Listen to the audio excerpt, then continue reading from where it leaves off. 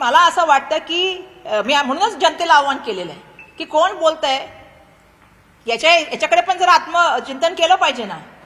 आणि त्यामुळे मला असं वाटतं की जनतेने याच्याबद्दल विचार केला पाहिजे. म्हणून मी जनतेला आव्हान करते आता की जनतेला समजून घेतलं पाहिजे की धर्मकारण आणि राजकारण हे वेगळ्या बाजू आहेत. मस्केजींनी कधीतरी युडी डिपार्टमेंटच्या प्रश्नावर बोलावं ना, तो पोटतिडकीने थोड्या जोरजोरात. मुंबईच्या प्रश्नावर बोलावं. आज मुंबईचे रस्ते बघा किती खराब आहेत.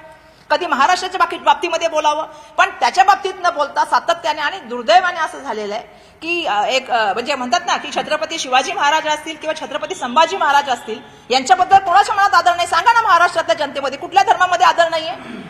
म्हणजे छत्रपती शिवाजी महाराजांच्या सैन्यामध्ये किती मंडळी होती इतर समाजाची, ह्याचा पण अभ्यास केला गेला पाहिजे. खोटा इतिहास सांगायचा, व्हॉट्सअप युनिव्हर्सिटीच्या माध्यमातून इतिहास सांगायचा, ही पद्धतीच्या माध्यमातून अशा तऱ्हेने वातावरण खराब करायचं, या सगळ्या मंडळीला मुख्यमंत्र्यांनी त्या ठिकाणी जे आहे ते मोठ्या प्रमाणामध्ये इशारा दिला पाहिजे, त्यांच्यावर कारवाई केली पाहिजे. ही जी वातावरण महाराष्ट्रात चालू आहे हे महाराष्ट्राच्या हिताचं नाही, एवढंच मी या ठिकाणी सांगू इच्छितो. भाजपचे खासदार आहेत प्रदीप पुरोहित. हा, ते मी त्यांचं काल त्यांचं मी वाक्य ऐकलं, ओडिशाचे ते प्रदीप पुरोहितांचं वाक्य हास्यास्पद वाक्य. म्हणजे मला त्यावेळी सुद्धा आठवलं की मंगलप्रभात लोढांनी पण सांगितलं होतं आणि आता हे प्रदीप पुरोहित सांगतायत. काय चाललंय ह्या की छत्रपती शिवाजी महाराजांची बरोबरी करतायत?